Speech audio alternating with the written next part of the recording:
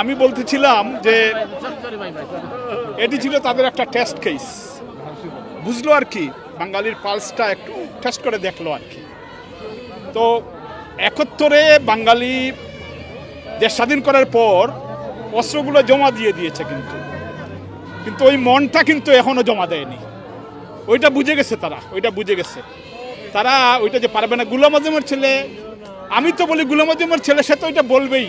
এইটা নিয়ে তো লাফালাফির কি আছে, করুক না, সাহস থাকলে করুক, আর কোনো পদক্ষেপ নিক।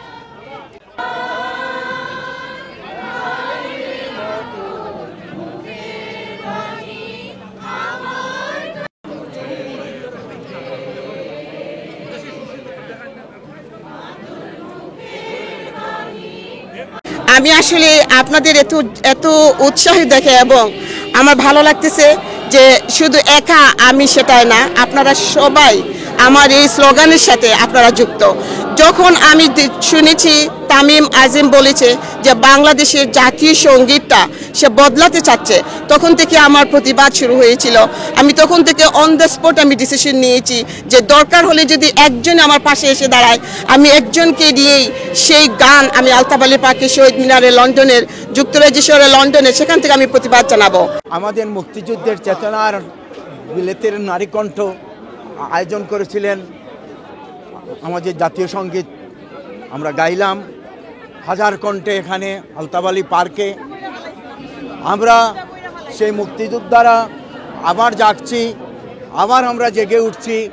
আমাদের সংবিধান, আমাদের জাতীয় সঙ্গীত, আমাদের পতাকা, এটা যেন কখনো বদলাতে না পারে, তার উপরে কেউ হাত দিতে না পারে। জাতীয় সঙ্গীত গাওয়ার জন্য দীর্ঘ 9 মাস যুদ্ধ করে 1971 সালে যারা দেশ স্বাধীন করেছে, এই গানটাকে মোটিভেশন হিসেবে ধরে এখন সেই রাজাকার বাহিনীরা এই গানটাকে পরিবর্তন করে অন্য জাতীয় সঙ্গীত আনতে চাচ্ছে। তো আমি সেটার বিরুদ্ধে শান্ত প্রতিবাদ জানাতে এসেছি।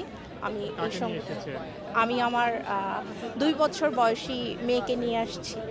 এই ছোটবেলা থেকে আমার মার হাতে শুনে আসছি যে আমার সোনার বাংলা, দ্যাটস আমাদের national anthem, that's what I feel. তো এই চেঞ্জটা I don't feel like it, that's what I really feel. National anthem ওইটাই আমার রক্ততে, মানে I feel it good. So thank you. আমি একসঙ্গে এখানে আসছি গিটার নিয়েই টু সাপোর্ট দিস, অ্যান্ড আশা করি সবাই more less same will think the same.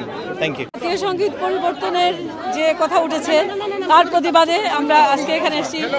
এই প্রশ্ন যেন আর না উঠে যে জাতীয় সঙ্গীত পরিবর্তন করতে হবে।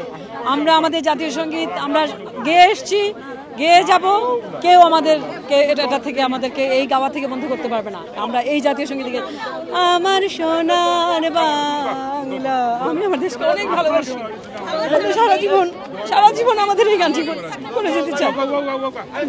মধ্যে জাতীয় সঙ্গীত পরিবর্তন করার যে কথাটি উঠে এসছে, সেই কথাটিকে প্রথম থেকে যেন আমরা প্রতিবাদ করতে পারি এবং এ ধরনের অন্যায় বাংলাদেশে যেন কোনো স্থান না হয়, সেটার প্রতিবাদে আমাদের আজকের এই আয়োজন। আমরা আশা করছি যে প্রতিটি বাঙালির অন্তরে জাতীয় সঙ্গীত থাকবে, বাংলাদেশ থাকবে, বাংলাদেশের পতাকা থাকবে, সংবিধান থাকবে।